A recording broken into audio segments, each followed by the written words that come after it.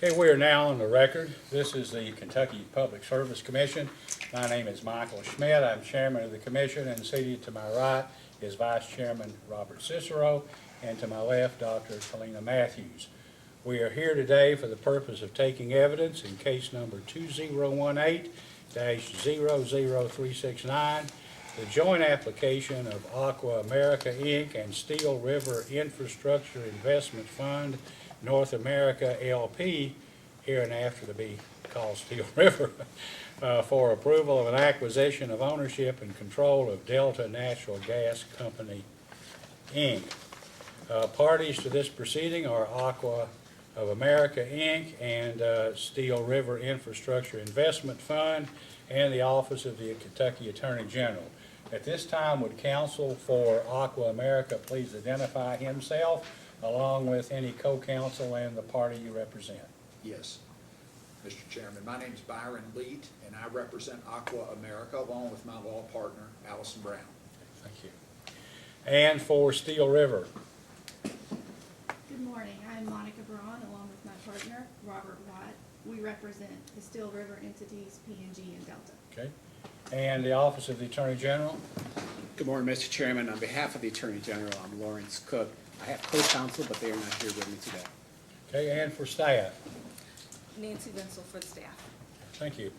I've already checked the record, and I know that publication has been properly given, and that notice of publication or proof of publication has been filed in the record. I also understand that at this time there are no confidentiality motions pending, correct? That is Okay. correct. But as we discussed off the record before the proceedings started, apparently the Attorney General will have questions that will require going into confidential session. Mr. Cook, and please just make sure that we do that so Yes, that nothing that's deemed confidential or possibly confidential will be revealed publicly. Are there any other pending motions, or not pending motions, motions or concerns that any of the parties or council would like to bring to our attention? No. We always give the public an opportunity to step forward and be heard and provide any comments either orally or in writing. So prior to commencement of a hearing of this type, so at this time, is there any member of the public, customer of Delta Natural Gas in the hearing room who would like to come forward and provide either an oral or a written statement for consideration by the commission? All right, there being no one here and therefore no one wishing to make a statement, is there any reason why we shouldn't proceed with the hearing at this time? No. All right, at this time then, if counsel for Aqua Steel River would like to call their first witness, please do so. Yes, Aqua America called Chris Franklin. Okay. Mr. Franklin, please raise your right hand. You solemnly swear or affirm under penalty of perjury that the testimony you're about to give will be the truth, the whole truth, and nothing but the truth? I do. Please be seated, and counsel, you may ask. Thank you, Mr. Chairman. Good morning. Good morning. Would you please first state your full name for us for the record? Christopher Franklin, Mr. Franklin, by whom are you employed? Aqua America. And how long have you worked there? Almost 26 years now. What is your current position at Aqua? I am chairman, president, and CEO of the company. And as chairman, president, and CEO of the company, generally speaking, what are your duties and responsibilities included, Mr. Franklin? I have overall responsibility for the operations and financial terms of the company, but primarily providing safe, reliable drinking water to our customers. In connection with this proceeding, Mr. Franklin, have you caused pre-filed written testimony to be filed in the record? I have. And have you also provided responses to certain data requests that have been supplied to the company in connection with this proceeding? Yes, I have. If you were asked all those same questions today, would you provide the same answer under oath today in this proceeding? I would stand by all the questions and the answers that we provided with one addition. Attorney General question number 47. I would probably supplement with a document that is before the group. that is a preliminary look at efficiencies we may be able to undertake post-acquisition. I realize the commissioners will have before them as part of the record that Attorney General request number 47, but do you recall generally the focus, the burden of that request that was directed to Aqua? The nature of it was to identify and produce documents that could talk about scope or efficiencies as a result of the transaction. And the supplemental information that you indicate you would provide now, if given the opportunity, that document, was it provided as part of these proceedings to all parties? I believe it was provided this morning by the Attorney General's office. Okay. Other than that change, Mr. Franklin, do you adopt the pre-filed testimony and the responses that you provided to this commission in connection with this proceeding? I do. I'll pass the witness for cross-examination. Mr. Cook, questions? Thank you, Mr. Chairman. Good morning, Mr. Franklin. Morning, Mr. Cook. Welcome to Kentucky. Thank you so much. I'm going to have a few questions for you to start on the public record where we are right now.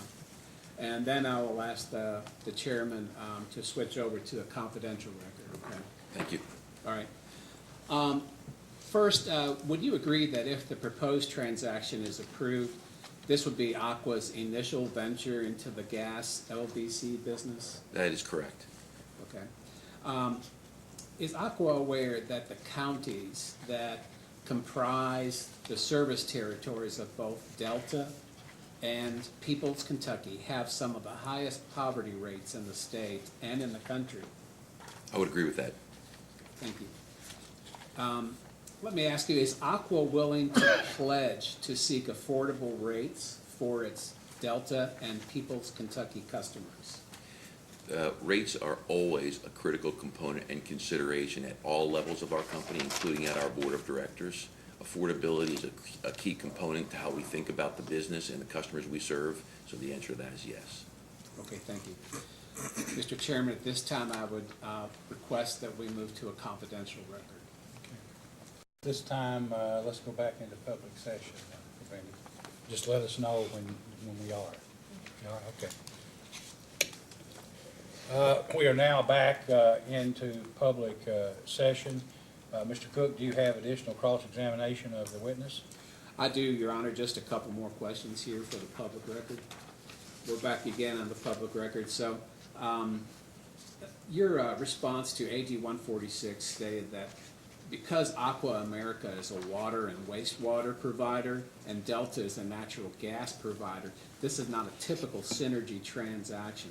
My question is just, since the date of that response, have any additional synergies been identified? No, they have not. Okay. What will the gas customers of Delta and Peoples Gas Kentucky get that they don't already have today if the proposed transaction is approved? I would say generally it's a larger unit. It's a public company, and again, we can think about these things in a lot of ways. But the access to capital that let's say PNG company had over Delta, given its size and its ability to raise capital, was a nice change. The ability of Aqua America to raise capital, both in the debt market and in the equity market, is significant. So the strength of the company's balance sheet and the ability to provide capital to Delta, I would say that's one of the increase. The other is the technical expertise that we've developed. The company has put, Aqua America has put somewhere between 150 and 175 miles of water main in a year. This process is much like putting gas main in the ground, and there's certain expertise that learned over that period.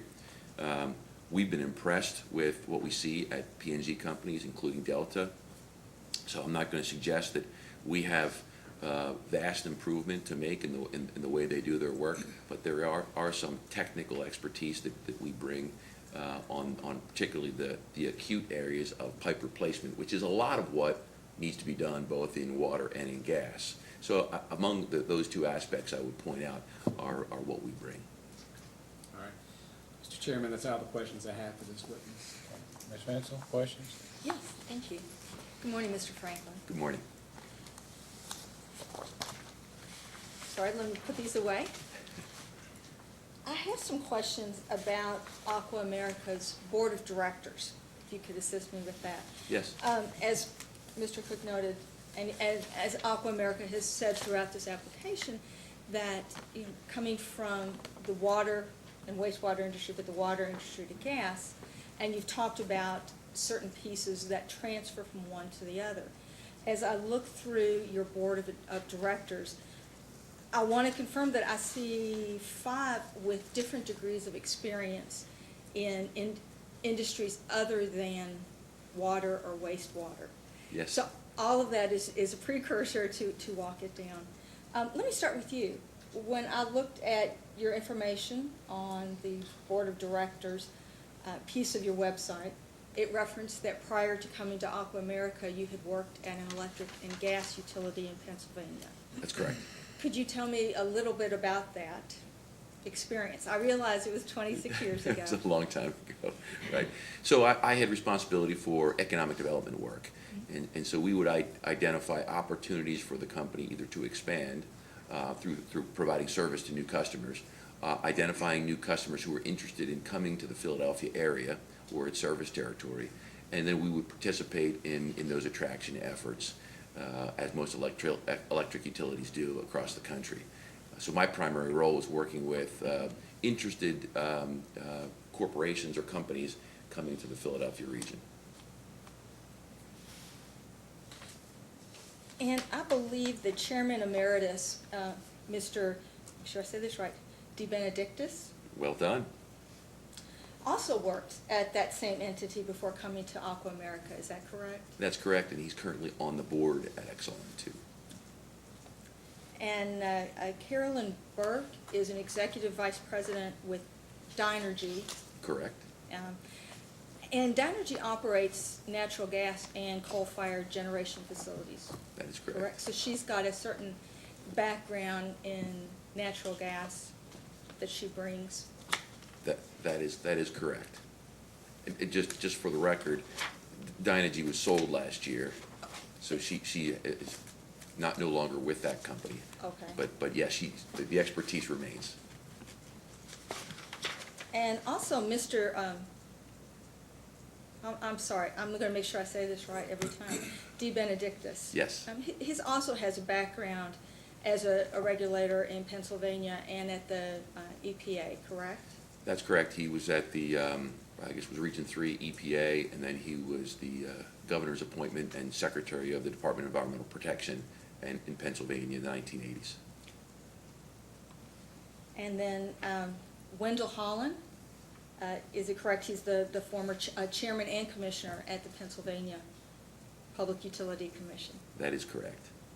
And he's also a director for another energy company, correct? At one time he's no longer on that board. I believe he was on the Allegheny board.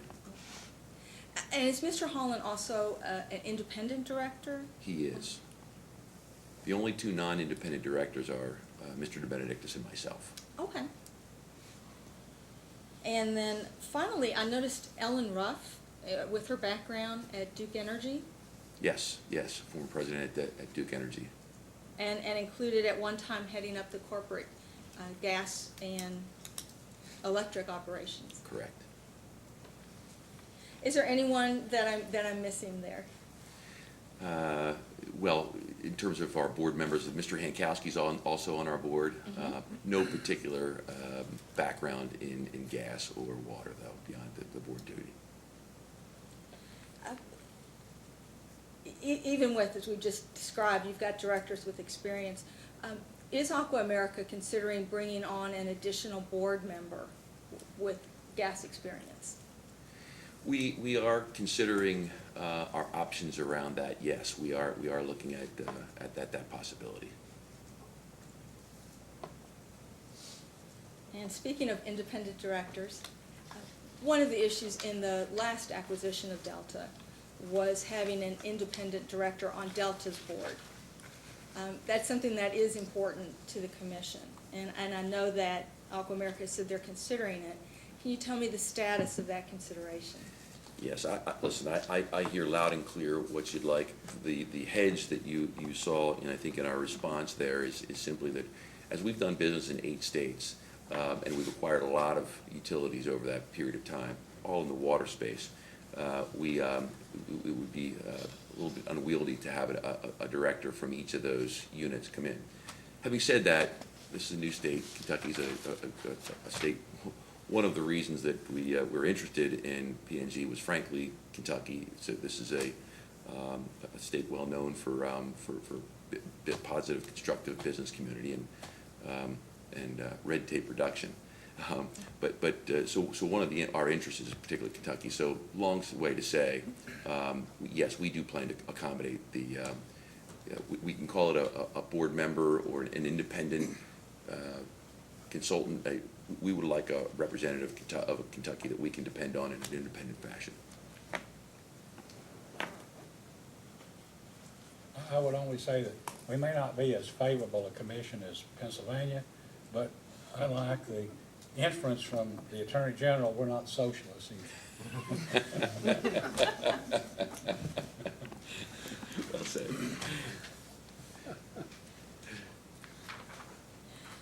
Well, speaking of Pennsylvania,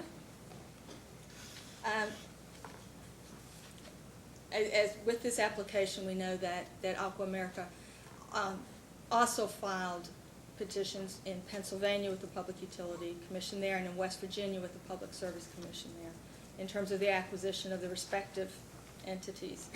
Now, can you confirm, in Pennsylvania, there are actually 3 proceedings for different entities, is that correct? So, just to be clear, you mean rate cases? Rate cases, That's yes. correct. So the Pennsylvania Aqua Water rate case was filed last year, and that is concluding settlement. Kim's telling me I could say this.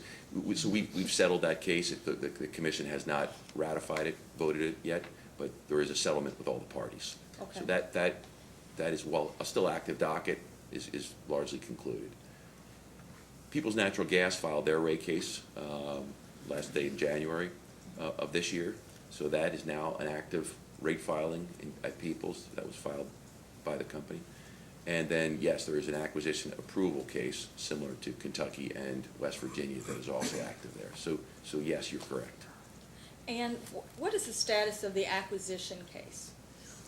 The acquisition case it has been filed. It was filed before Thanksgiving. The parties are working on discovery currently. Testimony is due by the first week in April.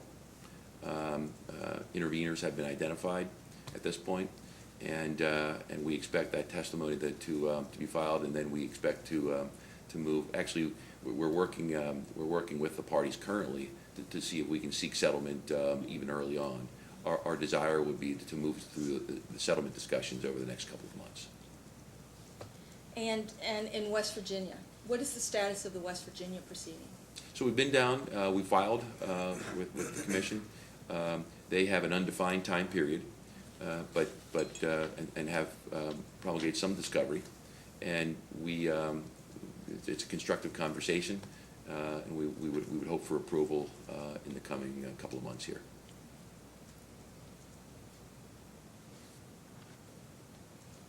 In response to one of the Attorney General's data requests, I believe it was actually the first data request on 25,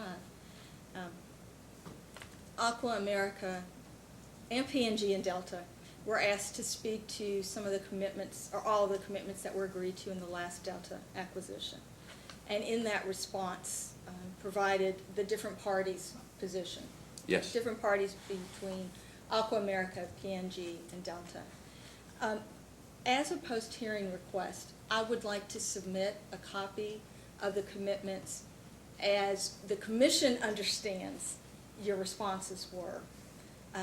I will file them as a post-hearing data request. It will be in writing. And to give everyone notice, ideally, it will go out this afternoon. Thank you.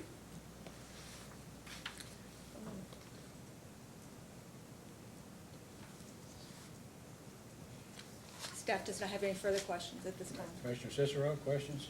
Morning, Mr. Franklin. Morning, Commissioner.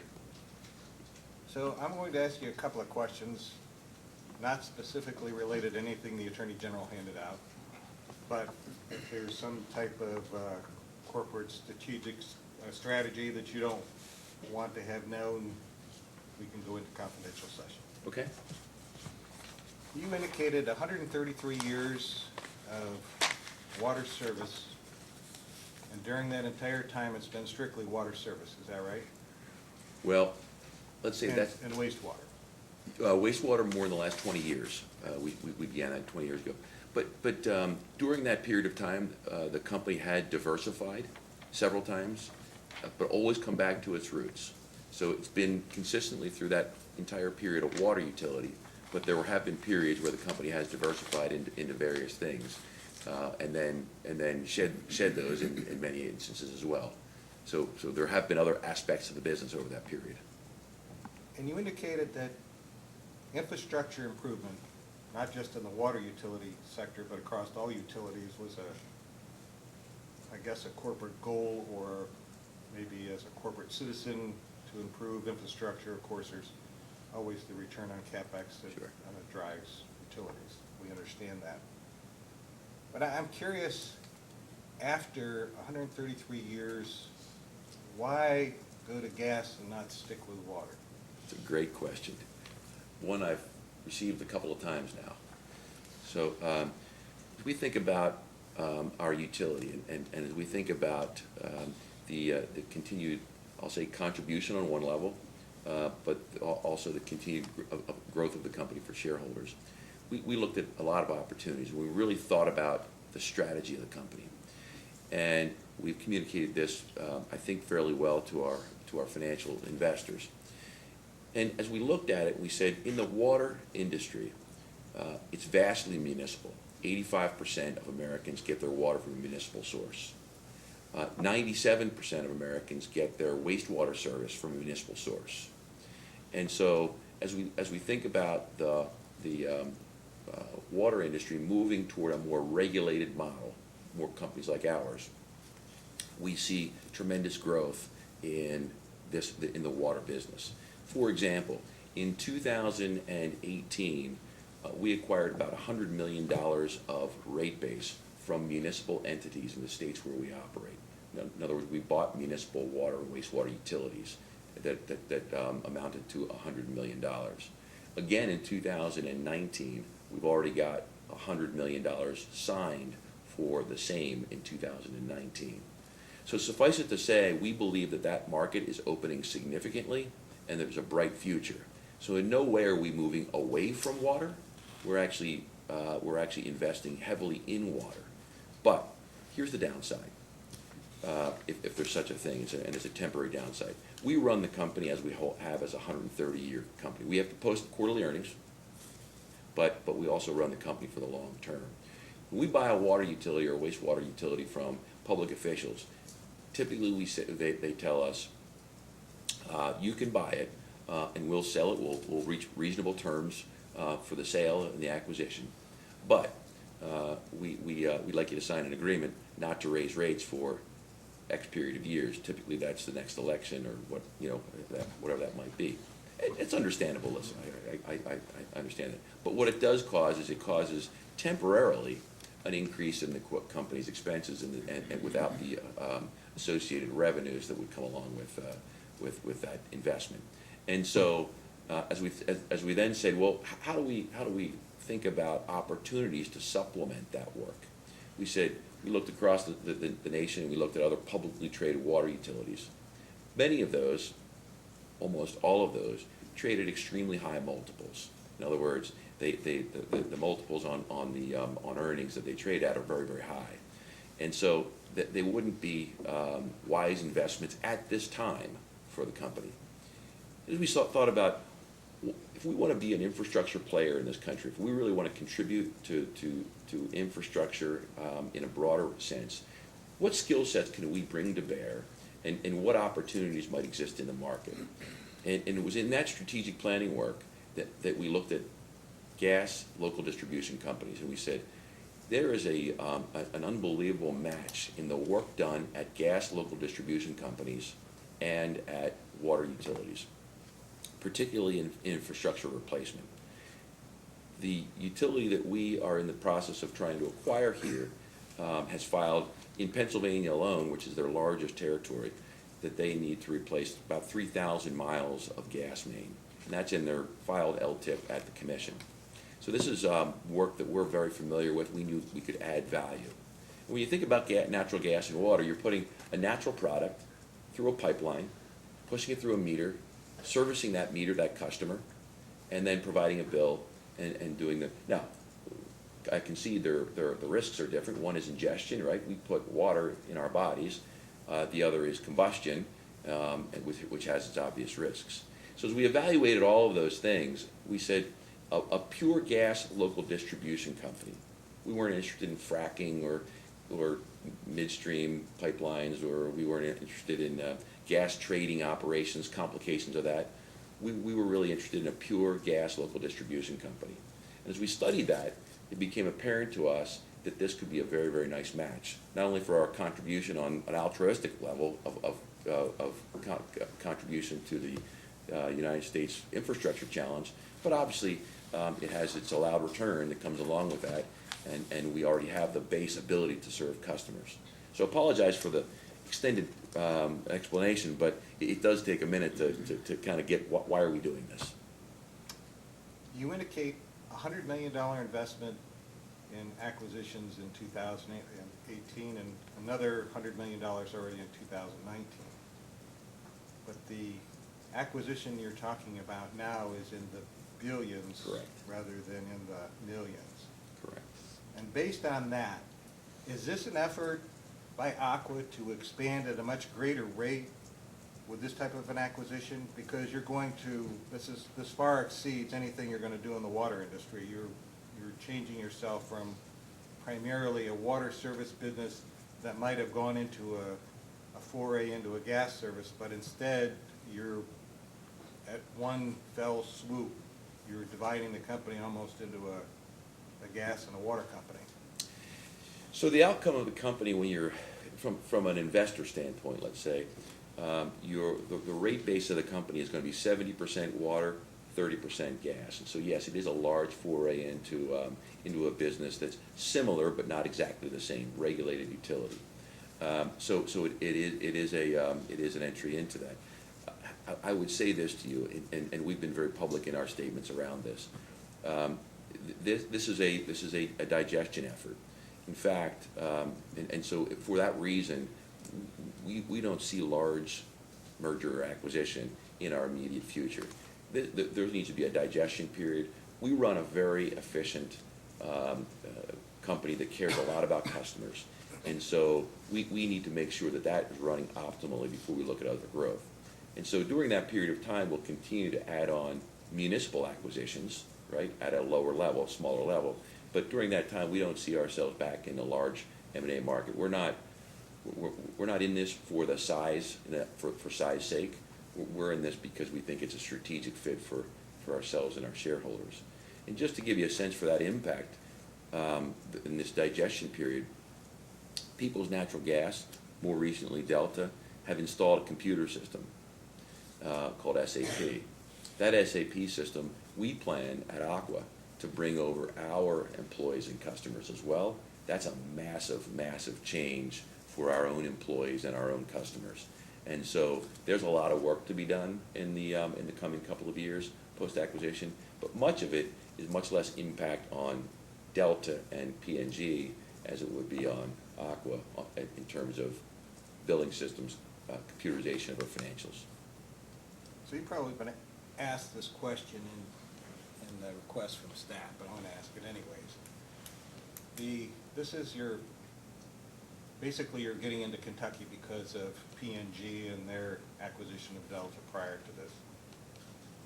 Is it your intent to expand in Kentucky into water acquisitions or wastewater acquisitions in terms of, you said infrastructure is now a goal, so will you be trying to evaluate now those, you'll be under the commission's jurisdiction if it happens to be a jurisdictional district, otherwise you'll be dealing with a municipality. But either way, is that the goal of the company? What are the goals? Yes, it is, Commissioner. We have looked thoroughly at the state of Kentucky. We've looked now at the utilities and the opportunities here, and it's our great desire to expand in your state. switching gears a little bit, pipeline replacement programs. Yes. Accelerated pipeline replacement programs. Do you participate, or does Aqua participate in an accelerated program in other states that permit, at least for water, since you're not doing gas yet? Are you participating in those type of programs, and has it been successful? Yes, yes. And I'll give you a simple example. In Pennsylvania, but multiple states, Pennsylvania, Ohio, Illinois, New Jersey, all have riders or surcharges that we allow us to get a return of the capital between rate cases, and obviously then redeploy it more quickly. But in Pennsylvania, when I joined the company now 26 years ago, we were, if you took the amount of pipe that we were replacing on any given year over our total platform of pipe, we would have been on a 900-year replacement cycle, clearly not sustainable. And I would suggest that many utilities in this country may not be 900 years, but are far, far outside of what is really sustainable. Well, there's probably a lot of 900 years. Yeah. In Kentucky even. I'm being nice. So, Commissioner, what we've done over the period of the last 25 years, once those riders were put in place, we've been able to reduce that 900-year cycle now in Pennsylvania to 90 years, which is right in the sweet spot of what you think about when you think about the life of a pipe. And so it's been a tremendously successful program. And we've done it in Illinois and New Jersey as well. So we've taken our replacement cycles to a dramatic improved state. Not that I'm going to hold this to you, but do you think 90 years is the average main life for water pipe? I'm hopeful. Now, I probably won't be around to see it, but I'm hopeful that the new ductile iron that we're putting in for water pipe, which is the lined, slightly, it bends a little bit with frost. The hope is that it could last longer than 90 years. That's what the experts tell us. I might not be here to test it. I'm looking at it from an accountant's perspective. I didn't ask your chief financial officer, because he probably looks at that 90-year life a little bit differently. Right. I guess the last question I would ask is, you indicated that other industries you looked at had multiples that were above and beyond what Aqua was willing to go into. Would you characterize the PNG acquisition as the multiples paid for that was more in line with a utility risk type for natural gas, that there wasn't a premium paid? Oh, Commissioner, there was a premium paid. Yeah, well, I meant in regard to the multiple itself. Yes, no, I think, yeah, to your point, we paid a premium for the company. It's a very, very good company, with a terrific track record and a bright future. And in operating in states where we're a constructive regulatory environment. So all of those are positive and allowed us to pay slightly more, which, as you know, is on the shareholder nickel as compared to the ratepayer nickel. But the premiums that we paid for this company were not industry topping. In other words, others have paid much higher premiums than we did. Well, thank you. I don't have anything else, Chairman. Commissioner Matthews? I don't have any questions. I have no questions. Any redirect? Nothing further, Mr. Chairman. May this? Nothing further, sir. Okay. Any reason why this witness may not be excused? No reason. You may step down. Thank you. Thank you. You may call your next witness. Yes, next, Aqua America calls Dan Schuler to testify.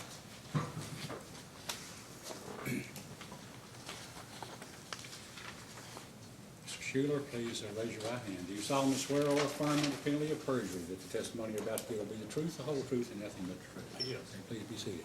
Thank you, sir. Counsel? Thank you, Mr. Chairman. Good morning. Good morning. Please state your full name for the record. Daniel Schuler, Mr. Schuler, by whom are you employed? Aqua America, And how long have you worked there? approximately 3.5 years. What is your current job title with Aqua America? Chief Financial Officer. And if you could describe to the commission generally what your responsibilities are as the Chief Financial Officer of Aqua America. So I'm responsible for the financial functions of the organization, so accounting, SEC reporting, FP&A, treasury, and tax.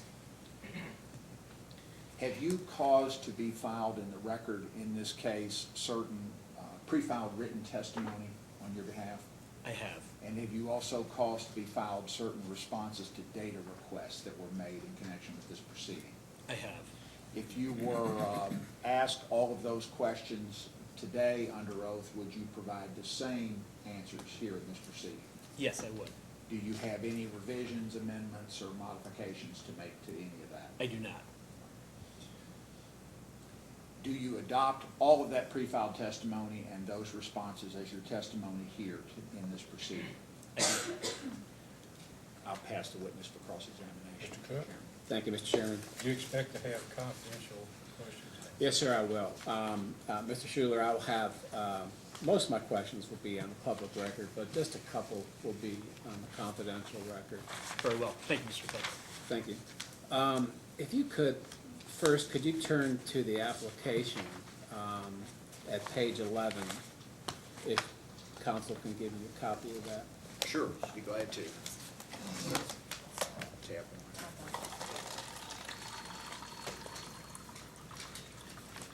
Page 11, Yes, sir. council. Does he need more pages than that? I'll just give him one page. I think that's probably going to be it. if I'm not mistaken. Thank you.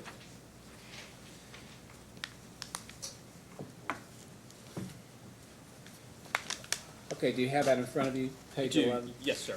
Okay, thank you. Now, here, the joint applicants reference that the base price of the acquisition is $4.275 billion. Is that correct? Correct. All right. Now, I believe Mr. Franklin also testified before you that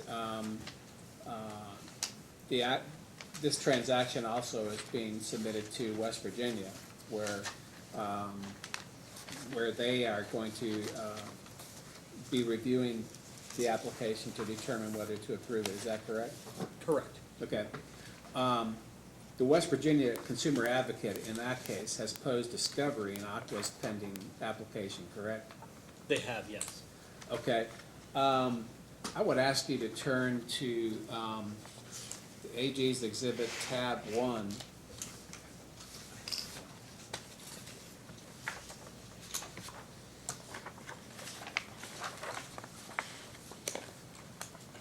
Yes. Okay. Here? And on page 2 of that, is it not true that according to Aqua's responses to the Consumer Advocate's second data request, that Aqua indicated that the purchase price includes an approximate $2 billion acquisition premium? Correct. There'll be approximately $2 billion of goodwill coming with the transaction. Okay, well, that was my next question. So is the $2 billion premium then in addition to the stated purchase price of $4.275 billion? It is not. The 4.275 is the, It's inclusive? it's inclusive. Okay, thank you. And I beg your pardon, counsel, if you could get page 12 of the application. Yes, sir. Thank you, I'm sorry.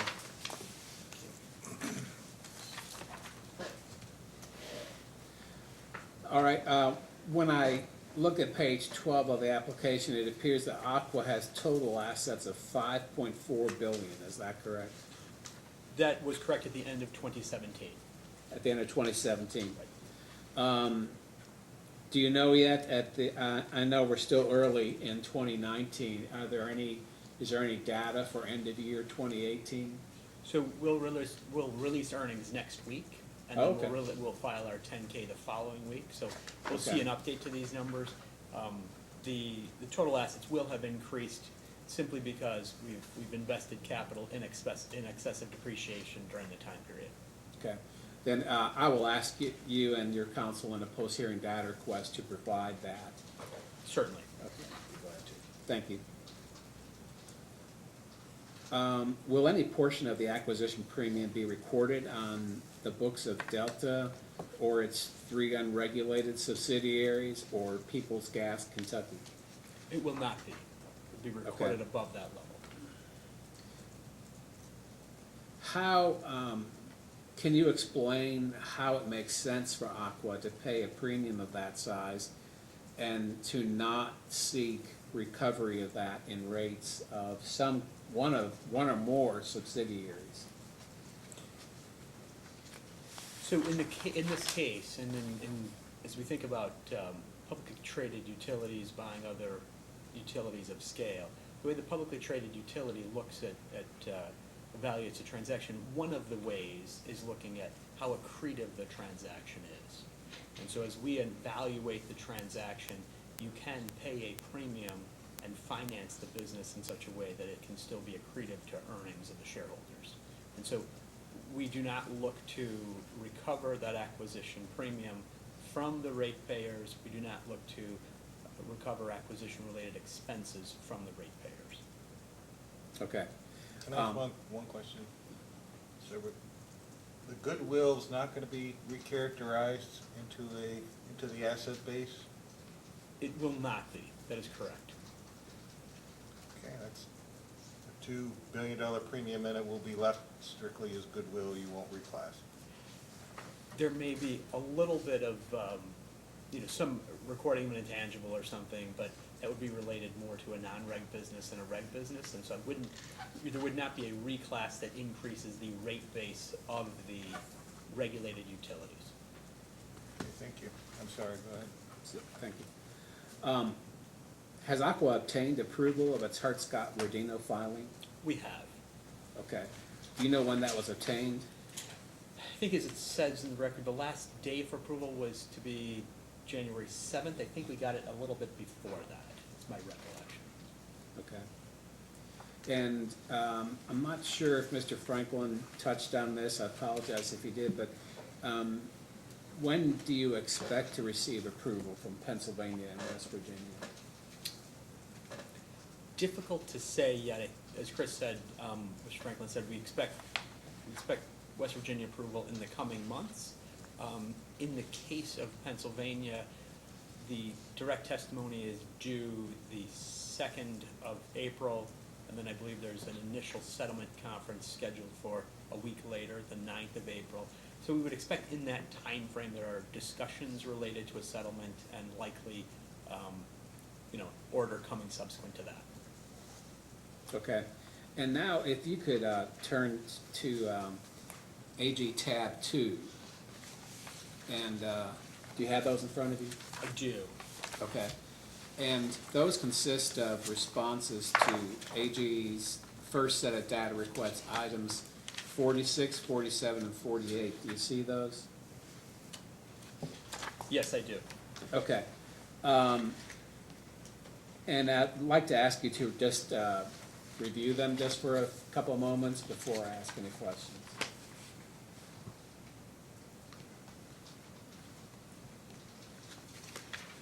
Okay. And I believe Mr. Franklin spoke to question 47 from the standpoint of being, a modification to the record in the Right. case of 47. So I Okay. asked for that same. So, if I understand the responses there correctly, would you agree that essentially the proposed transaction has no synergies, no economies of scale, and no advantages, no tax advantages or savings, other than the supplement that Mr. Franklin gave? That's correct. Let me walk through that a little bit. So, in terms of this is not a synergy-driven transaction. This isn't a gas company acquiring a gas company where there are lots of overlaps, and you think of that as a significant headcount reduction due to those redundancies.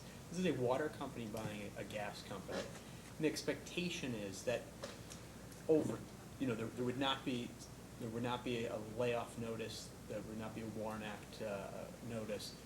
The assumption is that over time, though, as businesses come together, and as we talked about, the technical systems coming together, us getting onto one platform, as Mr. Franklin spoke of the SAP platform, over time, there would be certain efficiencies that come from putting the functional areas together, and we would have those efficiencies, and they would flow back through the rate case process, and ratepayers would see benefit of those as well. Okay. Along those lines, let me ask you, would Aqua be willing to commit that if any synergies are identified or savings, that come the time for Delta to file its next base rate case, would you agree to identify what those savings, synergies, whatever you want to call them, are, and where they can be found in the application for that base rate case? My assumption is at that point in time, they would basically be included in the test year financials that are submitted as part of the process. Okay. I believe that, to your point, kind of qualitatively, can we say that some costs would have been higher but for the transaction? I think we should probably consider, we should probably take that under advisement as a discussion point for our side. Okay. If, well, let me kind of rephrase that then. If any savings / synergies are identified and can definitely be attributed to the transaction, then will the company affirmatively state what those were in the application for the next base rate case for Delta? We will. Okay, thank you. Mr. Chairman, at this point, I have just a few questions for the confidential record. Okay, Cabrenda? We are now back on the public record. Mr. Cook, do you have additional questions? Yes, I do, Mr. Chairman. I'd like to ask you if you could to turn to Mr. Schuler to your response to the Attorney General's second set of data requests, number 3.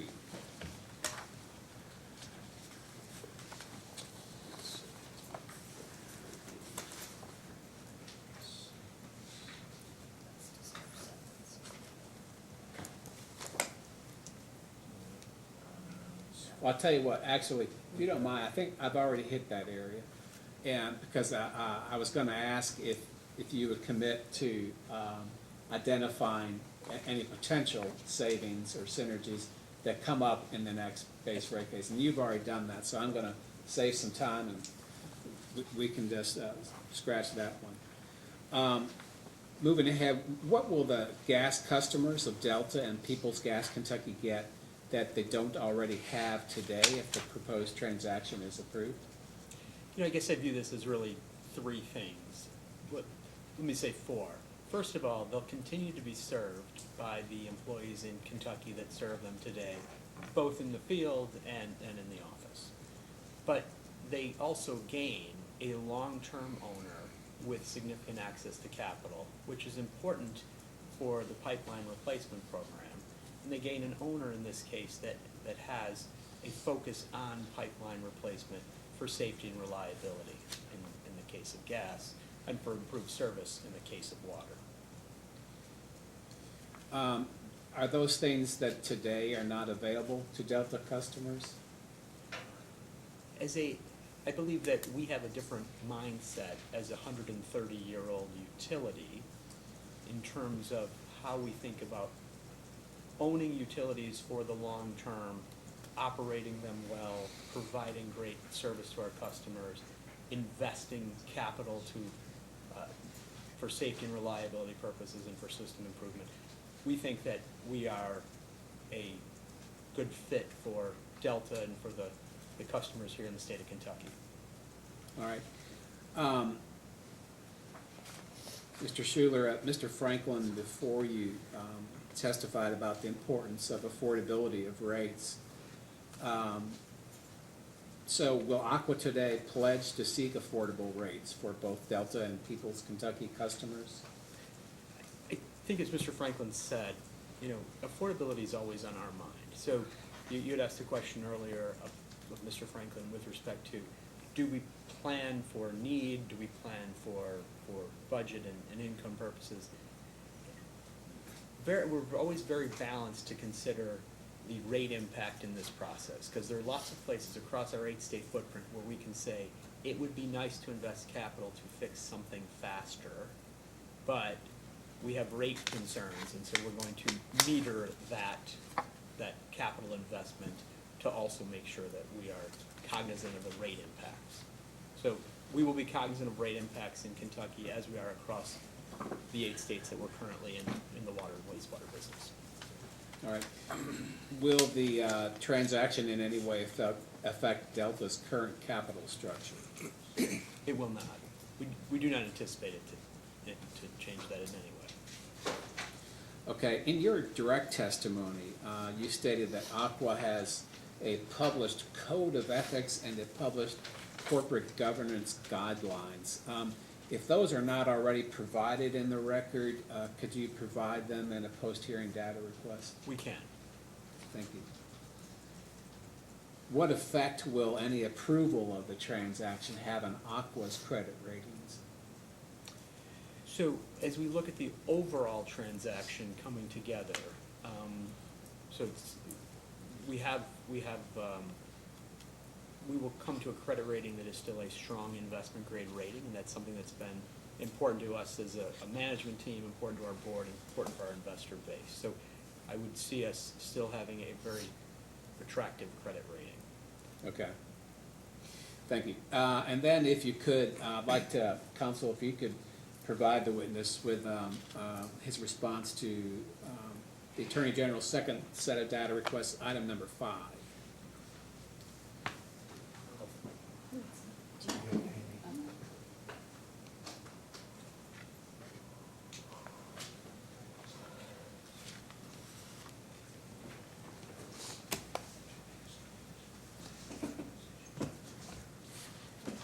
Item 5. Yes, sir. Question number? Y'all mind me finding it for the witness, do Certainly. you? What is the, Let's see, second data.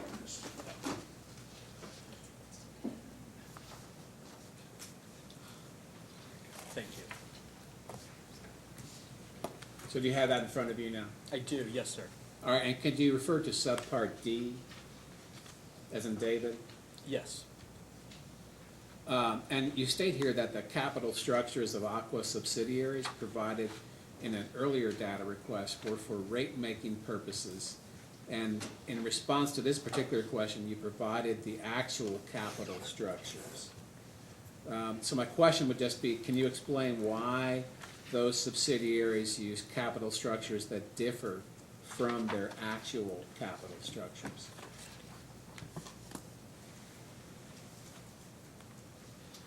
So in certain states, by regulatory practice, the regulatory process imputes a 50-50 capital structure. So as they think about creating a revenue requirement, it would be 50% equity and the allowed return on equity that effectively would be used to calculate the net income. Our actual capital structures may differ slightly from this. Thank you, I understand. Mr. Chairman, that's all questions I have at this time. Thank you. Ms. Mansell? I do have questions, but if I may, I have a small bit of housekeeping. I've been joined as counsel by Brittany Koenig and Richard Raff. And I also want to make sure about the Attorney General's exhibits, that we have them marked for our court reporter. If they've not already been so, could they be marked as confidential, Attorney General confidential 1 and 2? Yes, I'd like to move to admit them too, Your Honor. Any objection? No, Mr. Chairman. And then the public record as Attorney General Public 1 and 2? Do you have copies? Have you been submitted those? We'll let them be so marked and filed into evidence. Thank you, Counsel. Commissioner Cicero, any Oh, questions? I do have, I'm sorry, I just Oh, I'm had, sorry, I I wanted thought to you take, were- I wanted to take care of that housekeeping. She was just cleaning things up. Good morning, Mr. Schuler. Good morning. Will Aqua America's acquisition of PNG result in any change to the balance of any account in PNG's balance sheet? I don't anticipate that it would. Okay. And similarly, will Aqua's acquisition of PNG result in any change to the balance of any account in Delta's balance sheet? Sorry, I took the first question to be Delta. If we could Go back back, up to your okay. first question first. Yes. You were asking Delta or PNG? PNG's balance sheet. some level there in that structure. So as you understand, we're making the acquisition at the LDC funding level, then there's an LDC holding level, and then there are the PNG companies. So at some level higher in that structure, that is in all likelihood where the acquisition premium, the goodwill would reside. So it would not reside at the Aqua America level from an accounting perspective. It would have to be closer to the businesses being acquired, but it would not be down at the Delta level. So that's where you would see a difference in the balance sheet, would be higher in that organizational structure. But you wouldn't see a change in the balance sheet at the Delta level. Okay.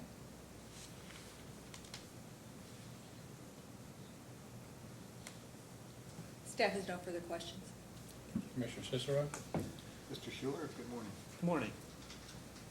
So you've indicated that there will be no impact on Delta as far as the acquisition costs being transferred down into the units, is that right? Correct. What about on an ongoing basis allocation of costs? On an ongoing basis, that's yet to be evaluated. And I think, as we've stated in the record, as we consider the services that would be provided or may be provided by the Aqua Service Company as the top-level service company, we would look to come back to the commission to file with respect to that service agreement and any costs that might come through that.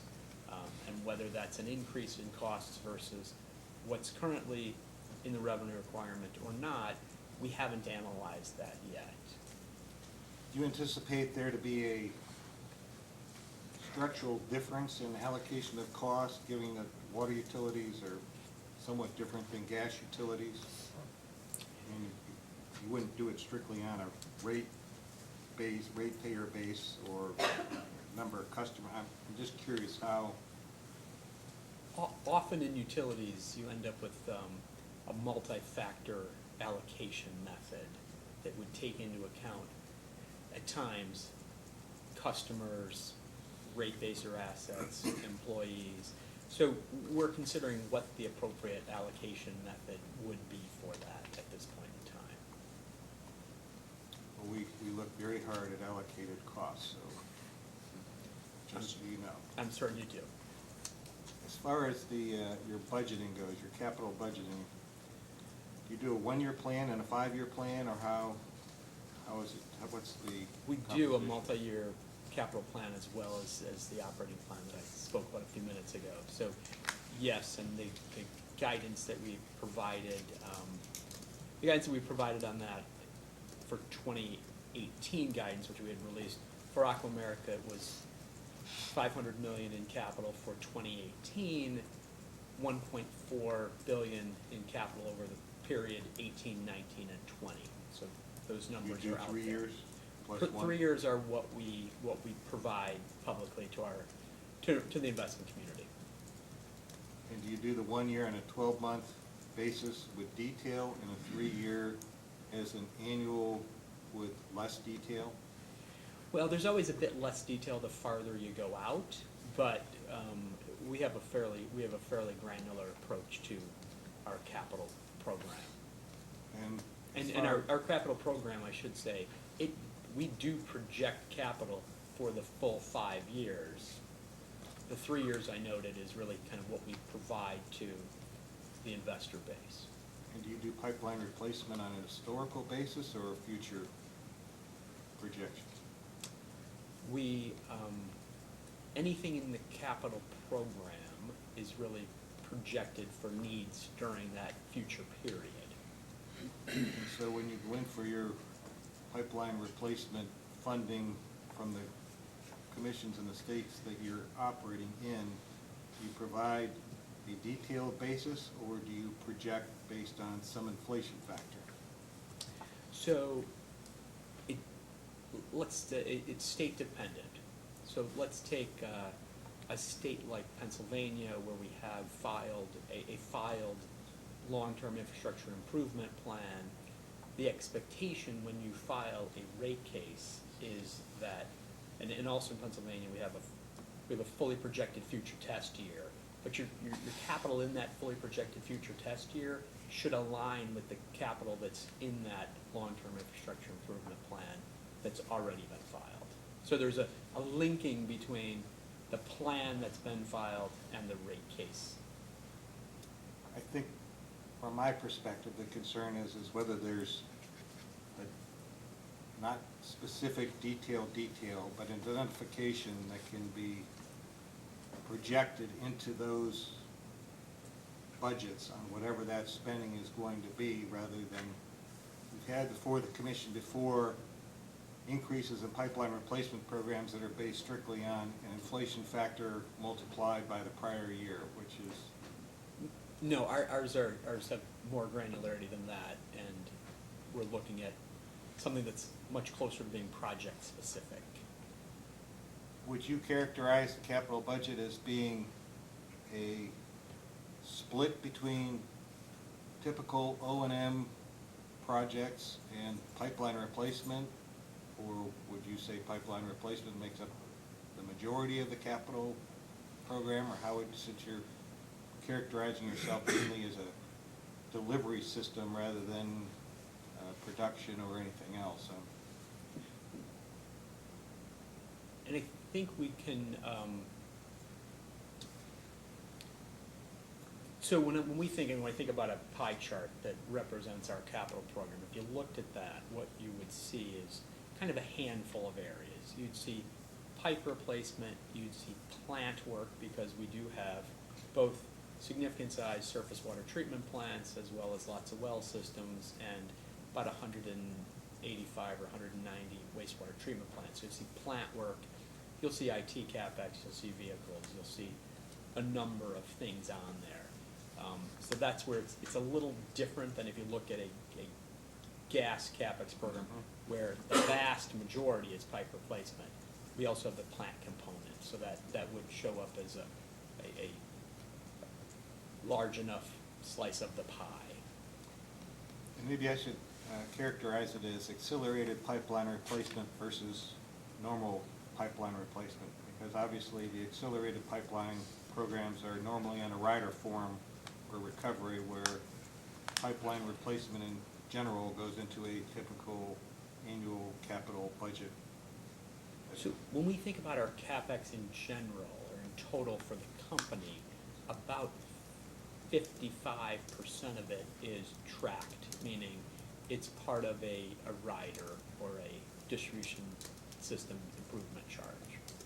So a little bit over half, whereas a gas business might be 75%. Does that help? Well, And when you, I guess from the gas side of it, I understand the accelerated replacement. You've got a safety factor where pipe has been identified as needing replacement due to the public safety. Obviously, you don't want explosions as what's occurred in several different places. So, right, but at some point,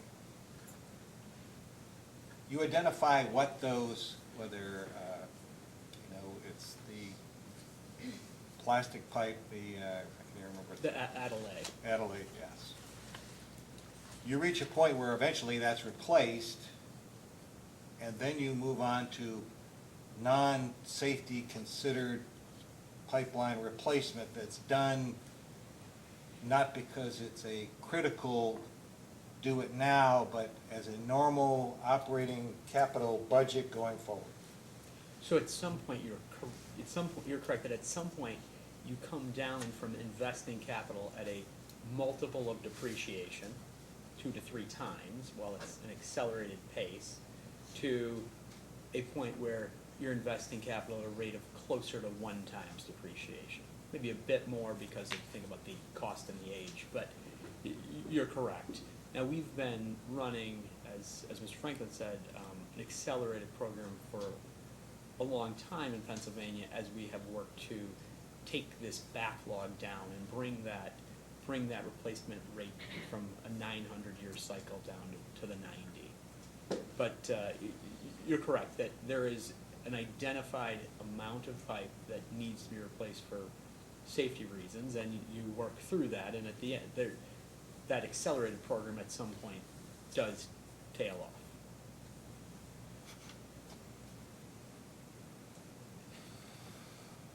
I guess I don't have any more questions. Commissioner Matthews, questions? I don't have any. I have no questions. Any redirect? No redirect, Mr. Chairman. Anything else, Mr. Do you have one quick question, Mr. Chairman? Mr. Schuler, earlier, we were talking about what regulators in other states do. Is there any particular reason why a regulator in another state would require a 50-50 capital structure? I'm not sure what the genesis of that is, sir. I don't know why. I think there is a certain simplicity which may be the reason, but I don't know. I think it's perhaps a little more straightforward or easier to deal with from a regulatory perspective. It probably leads to consistency, right, in terms of every utility that they oversee. Okay. That's all. Mr. Henson? Nothing further. Is there any reason why this witness may not be excused? Thank you. Sir, you may step down. Thank you, Mr. Chairman. Before we take another witness, let's take a break until 11 a.m. and then we'll come back and try to finish up, okay? We'll stand in recess until 11 a.m. Okay, we're now back on the record. Mr. Leet, does Aqua America have any additional witnesses to call? We do not, Mr. Chairman. Ms. Braun, on behalf of Steel River, do you have witnesses to present? Yes, sir. Would you please call your first witness? Yes, we call Morgan O'Brien.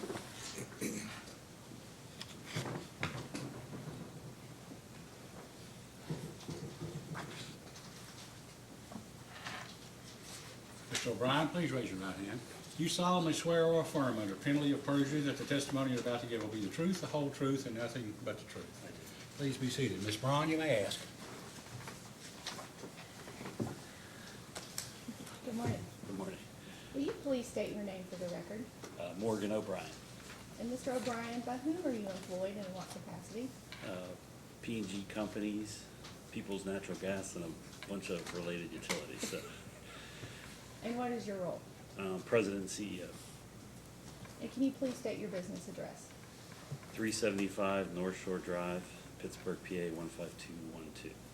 Did you cause to be filed direct testimony in this proceeding? I did. And are you also the sponsor of data request in this proceeding? I am. Do you have any corrections or updates to the testimony or request? I do not. The witness is available for cross. Mr. Cook? Thank you, Mr. Chairman. Good morning, Mr. O'Brien. Good morning, Mr. President. Welcome back to Kentucky. Yeah, I like Kentucky. One question that comes to mind, I had some prepared questions that just now occurred to me. So if this transaction is approved, are you going to be staying in charge of the LDC portion of a big company?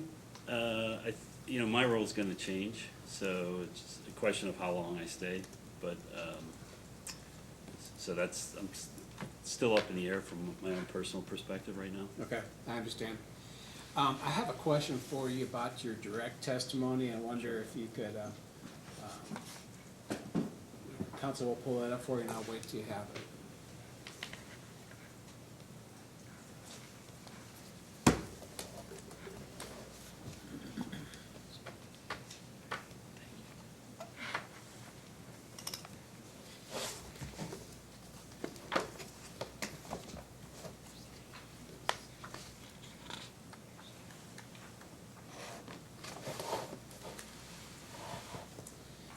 Thank you. Okay, could you turn to page 5 and just let me know when you're there?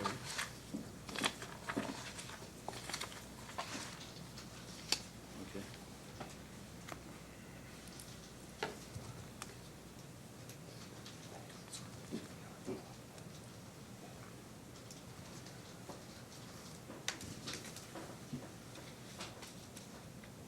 Are you there? Yes.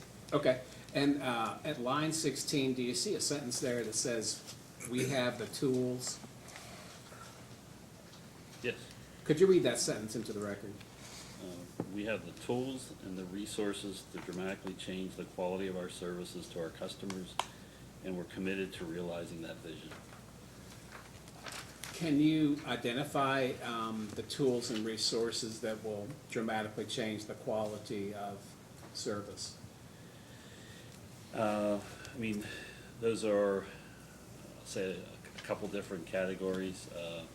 Some of the biggest are the technology to allow employees to have more accurate, more timely data, to be able to track if a customer had issues, to have that records be brought up in an efficient way.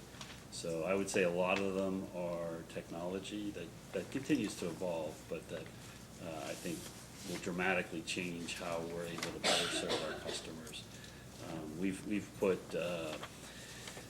laptops into our trucks for customer service folks. We've automated mapping so that as a piece of pipe gets replaced, the maps become electronically updated. Historically, that was a very manual process that took time and effort to update those, and that could create safety issues, not having updated, and quality. So I'd say a lot of it has to do with technology and the investment in technology. Okay, I understand. And continuing in your direct, could you turn to page 7? Sure.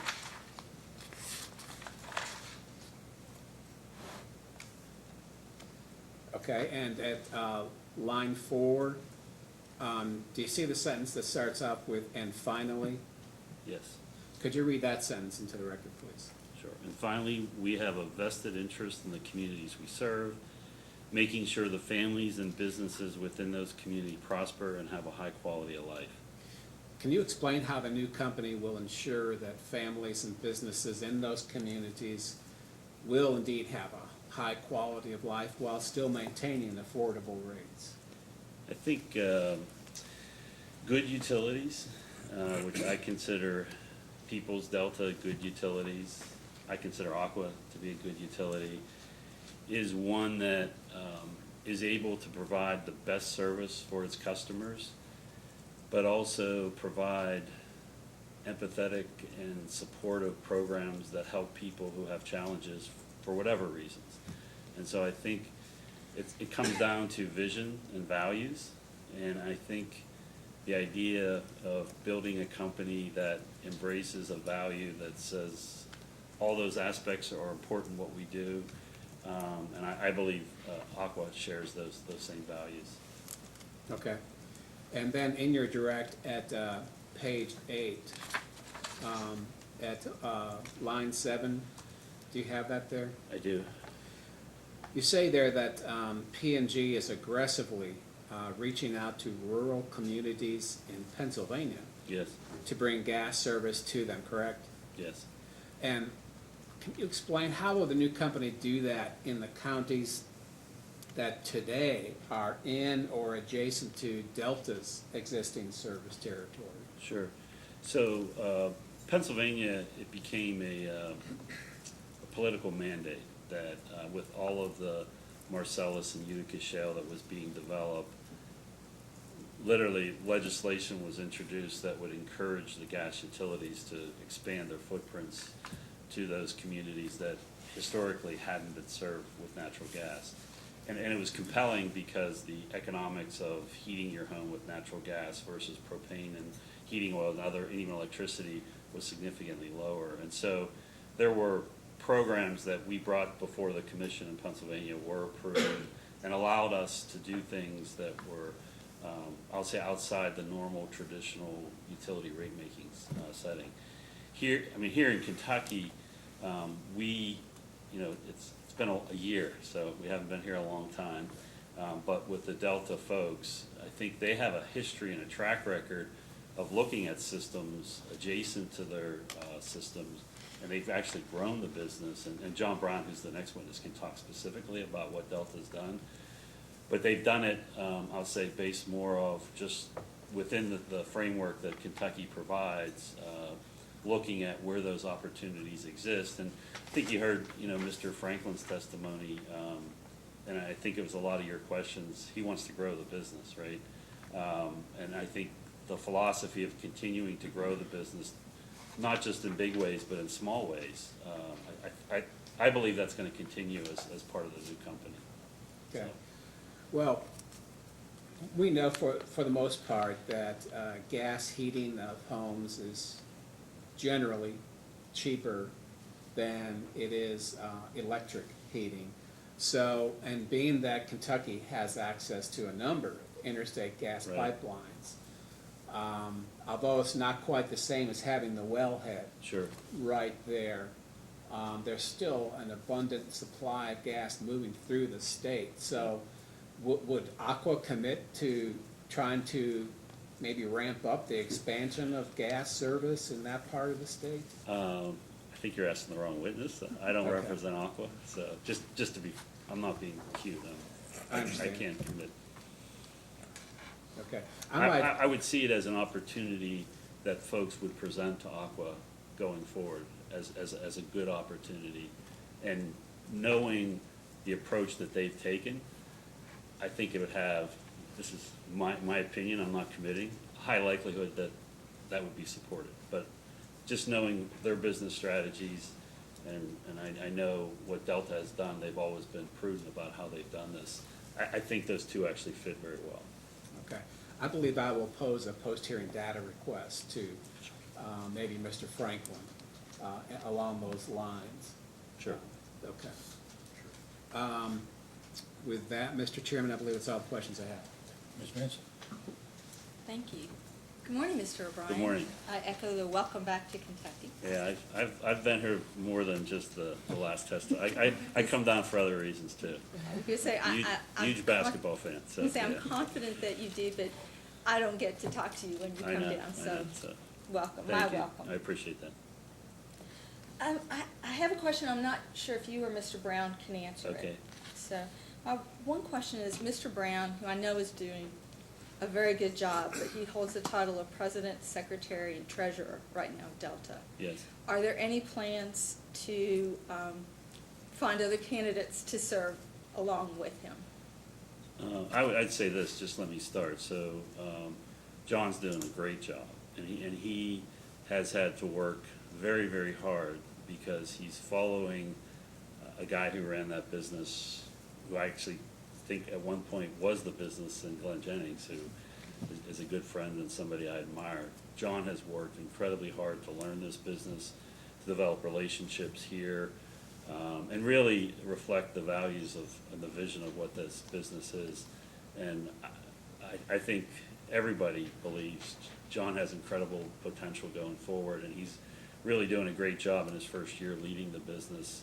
And I think he represents customers and all of us very well. So I think what John needs in the business and his wants to help him do a better job will come from John. I think it'd be better to ask him sort of things that he needs. But we've been very supportive of the whole transition.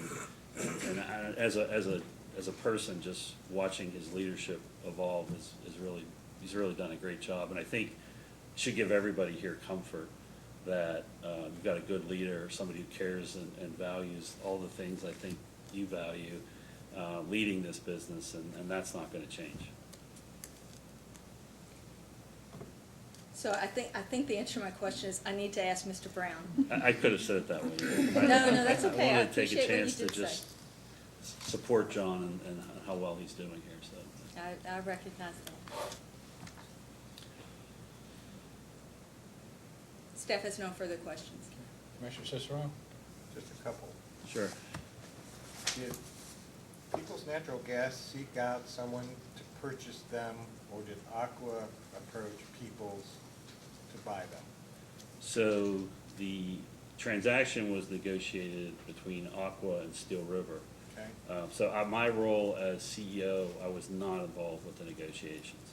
So you don't know which way, In all honesty, I've heard it described different ways, but it was a negotiated deal that I was not a part of. as far as you know, People's wasn't looking for, No, typically a company of our size, when it's up for sale, there's an auction process where it's more open and more visible, and management would be involved. That didn't occur here, but I think Mr. Franklin could better describe it, or, but I believe this was just an individual negotiated deal with the two parties. That's what was represented to me. so do you believe that this transaction is good both for the companies and the ratepayers? As compared to the overall transaction here? Yeah, I believe Aqua will be a good owner of this business. I believe they understand the utility, regulations, the importance of compliance, the importance of being safe, the quality service, knowing you've got to serve all your customers and the issues that comes with. I think all of their skill sets and the reputation they have on the water side, I think will play well here. And the difference is the technical aspects, we've got really good people that will make sure that the company will always do the right things from a safety perspective. But I think, when you think of combinations, you think of vision and values, and I think their vision and value aligns strongly with the business we have here. So I do think it's a good, transaction, so. I don't have any other questions, thank you. Commissioner Matthews? I don't. I have none. Ms. Braun, any redirect? No, sir. Is there any reason why this witness may not be excused? No reason why. You may step down. Thank you. Ms. Braun, you may call your next witness. We call John Brown.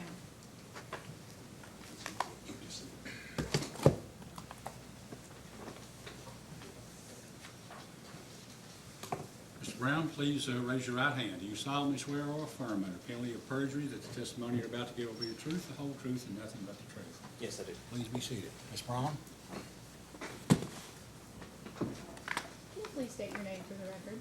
John Brown, By whom are you employed, Delta Natural Gas Company. and what is your role with Delta? I'm the president, treasurer, and secretary. And did you cause to be prepared and file direct testimony in this case? Yes, And were you also the sponsor of certain data responses in this case? yes. Do you have any corrections or updates to the testimony or those responses? No, I don't. The witness is available for Mr. Cook? cross-examination. Thank you, sir. Cross-examination? Thank you. Good morning, Mr. Brown. Good morning. I've got a few questions for you, but before I start, I want to ask you, if this transaction is approved, will you be staying on at Delta? Yes. Okay. All right. And then I wonder if you could turn to your direct testimony. I've got a few questions for you about that. All right.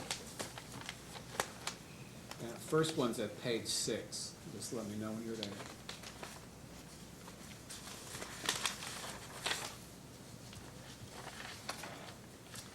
Yes, I'm there. All right, and you see at line 21, you state that Delta has added 600 customers since PNG took control of Delta. Yes. All right, I'd like to ask you in a post-hearing data request, I know you can't do it now, to provide a table or chart showing Delta's growth over the past 5 years in terms of both customer count and gas consumption. Okay. Thank you. And then you're direct at page 7. Could you turn there? Yes. And do you see at line 5, you state that Delta is connecting to a neighboring municipal gas system to assist it with winter security. Is it possible to identify this system, or is that still something you don't want to go into? It's the city of Moorhead. Moorhead? Mm-hmm. Okay, thank you. Also in your testimony, back to page 6 again, you see at line 3, you identify a Ms. Croft as an employee of Delta? Yes. And you say basically that she's a key employee, right? Is she going to be staying on at Delta? As far as I know, yes. Okay. Also on that same page at line 10, you talk about how Mr. Weslowski was essentially called up to the Pennsylvania office. That's true. Who has taken his place in Delta? Well, keep in mind that we were a SEC public company. Right. So Matt, Glenn, myself, Jenny, Tammy, a bunch of us, a huge percentage of our time was spent dealing with the SEC and all of the things that come with that. So a lot of what Matt did at Delta had to do strictly with the fact that we were a public company. So those tasks went away. The leadership that he gave to our accounting department is falling to Casey Mudd, who has been at the company for several years supervising that work. Okay. To your knowledge, if the transaction is approved everywhere, will Mr. Weslowski be staying on in what we today know as the PNG headquarters? Yes, as far as I know. Okay.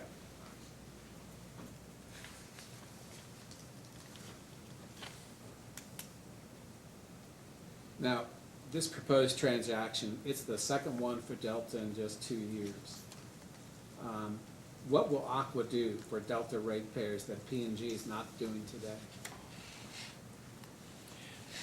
Well, I agree with a lot of the things that have been said to this point. I think, from my perspective, I look at Aqua as the owner of PNG, and I can compare Aqua with Steel River, and Steel River being an infrastructure fund, obviously supported PNG in their ownership of us, and has been a very productive 18 months. But I just compare what Aqua brings to the table as a public company, also a utility company. I've got to feel that ultimate owner is gonna, that knows what utility customers are, and know what utility employees are like, and it feels like that there's a better connection with the end product that we're doing on a daily basis with an Aqua owning that. I don't know tangibly how that's going to show. As we've heard, they're very committed to growth, and that's what I understand. Very committed to growth on a pipeline replacement. All of our initiatives seem to be in their wheelhouse. All right. I'm going to ask you to turn to a response to a data request. It's the Attorney General's first set, Okay. What number? 92.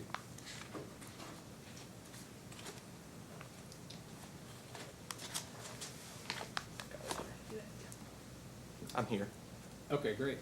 Thank you.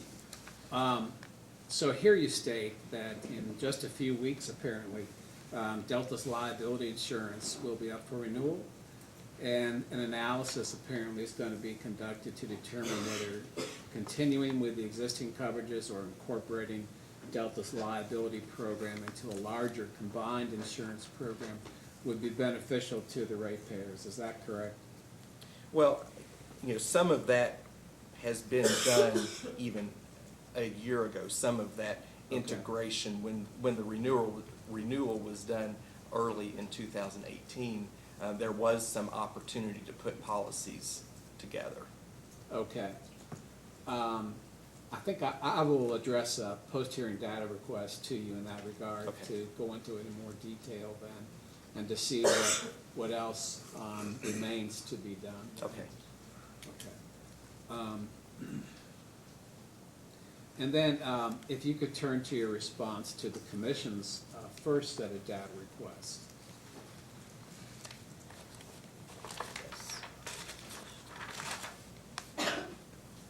It's item number 2. Okay. And here, I believe you identify what Aqua has referred to as state-of-the-art tools to improve safety. Do you see that? Yes. And you list 4 bullet points. Will any of those tools lead to savings for Delta ratepayers?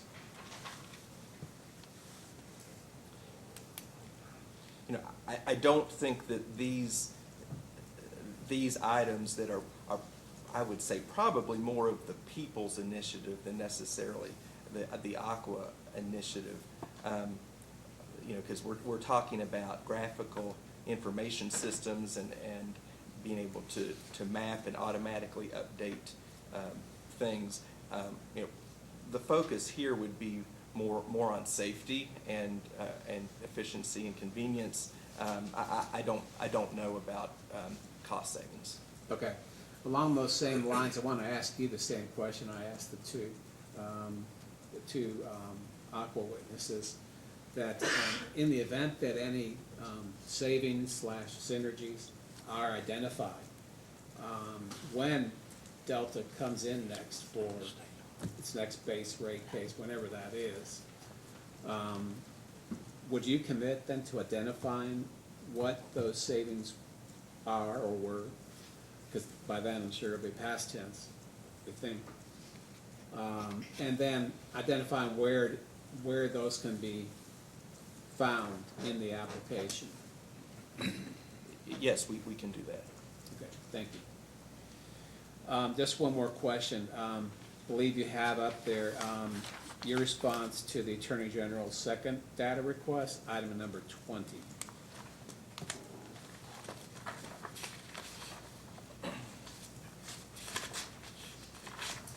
Yes.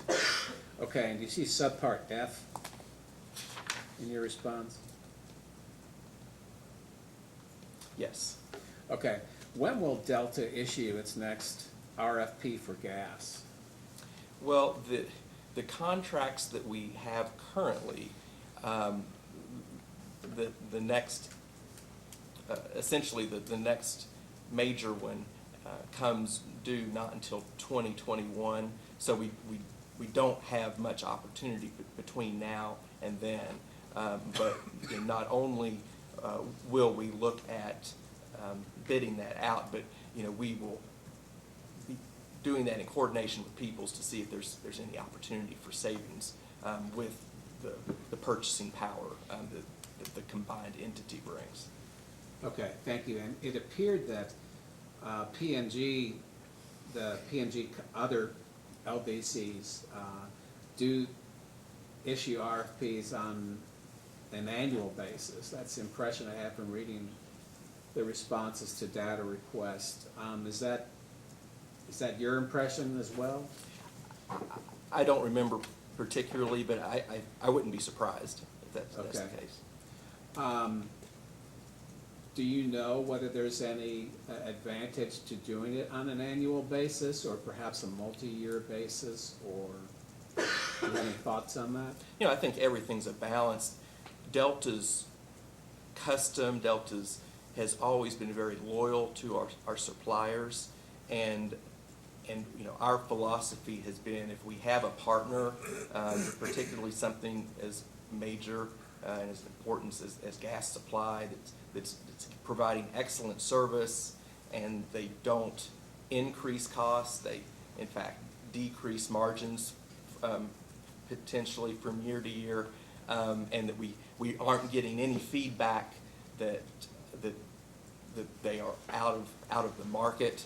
Delta has tended not to go through the bid process on that. But at the same time, there are plenty of examples of when a price is increased, and that triggers us to go to a bid process. But that's basically how that process has worked at Delta for the years.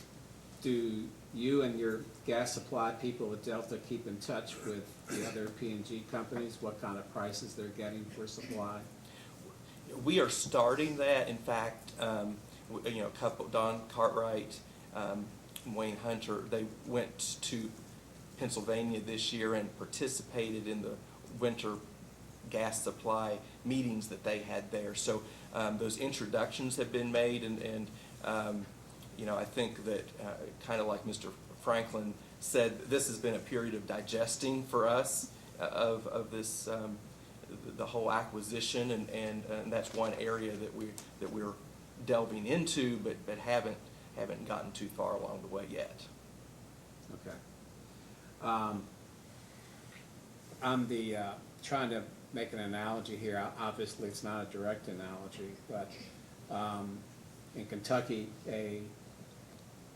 an electric generating utility recently issued an RFP for renewable energy. Now, whether they'll actually use that, who knows, but they'd like to maybe keep in touch with what's going on price-wise. Is that something that Delta sees a need to do? Is there any advantage to doing that? Well, if you're referring to staying in touch with Peoples and pricing, I think the pricing structure there is so different because, as Mr. O'Brien pointed out, they have so much local production, and access to the shale gas and such. So a lot of the pricing is not comparable because the opportunities they have for supply are different than the opportunities here. Right. And so much of our gas is market based, and so it is, you are comparing our prices with, it's points over or under a market price that is index based and set. So we are seeing a comparison of our costs to the index. So I think we do that to some extent. And if, I'm gonna ask you one more question, if I get into an area that can't be answered, that's just speak up, but, do Delta suppliers, are they able to obtain, flow from Marcellus and Utica? Or is it more Gulf, or? Well, most of the gas that comes to Kentucky, it's coming through the interstate pipeline, so I would suppose we have lots of options as to where the gas is procured from, but you've got to keep in mind, the further it is away, there's the transportation costs, and even though it's a cheaper price in another state to get it to Kentucky, it's another analysis. I understand. That's all the questions I have, Mr. Chairman. Ms. Mansell, questions? Yes, just one, basically. Good morning, Mr. Brown. Good morning. Let me preface this by saying I'm aware that during your career with Delta, you were promoted to become Chief Financial Officer, Chief Operating Officer, and during that time you were also the Secretary and Treasurer of Delta. And now that you've become the President of Delta, will there be other people that fill in as Secretary Treasurer? Will you continue in that role? Well, similarly to what I mentioned about Mr. Weslowski's role, as a public company, being corporate secretary was a very significant part of my time, taking care of the minutes, dealing with the board, making all of those arrangements. That is nothing that we have to do at this point. So essentially, the secretary role for me right now is just signing a few documents and using the stamp when I need to occasionally, but it's really, that's not a role that is taxing any longer. Treasury, in a lot of respects, is similar. What I was doing when we were independent, I was meeting with the bankers, making sure that we had the financing available that we needed, keeping all of those relationships. Well, as we were acquired, the cash management on the larger those type of things, that's being handled by Peoples. So while we're still handling cash management day-to-day, paying bills, my contribution to that is much, much less. So, I think that I have those titles because in our bylaws basically says that Delta has to have someone that holds those titles, but essentially they are titles, and the president is definitely what is taking my time. Thank you for clearing that up for me. Staff has no further questions. Commissioner Cicero? I'd like to follow up on their questions about the structural organization. The bylaws require certain titles to be held, and that's why you're designated for those roles, such as the secretary and the treasurer? That's essentially, I believe, why those titles still exist. And there is need for there to be a corporate secretary occasionally.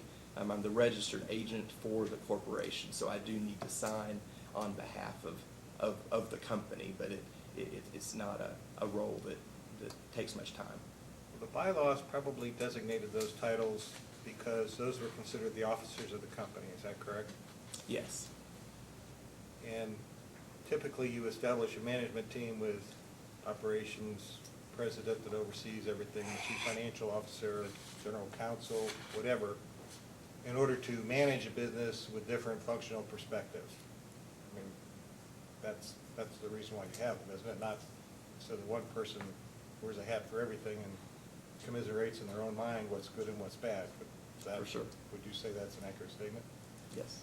So is it time for the bylaws to change, or, I mean, if it's just a figurehead type situation that says I have to have a treasurer and I have to have maybe the secretary I could see for documents, but if the treasury function is actually being performed at the corporate level, and I'm sure that there's allocated costs that are coming down to perform that function, is there,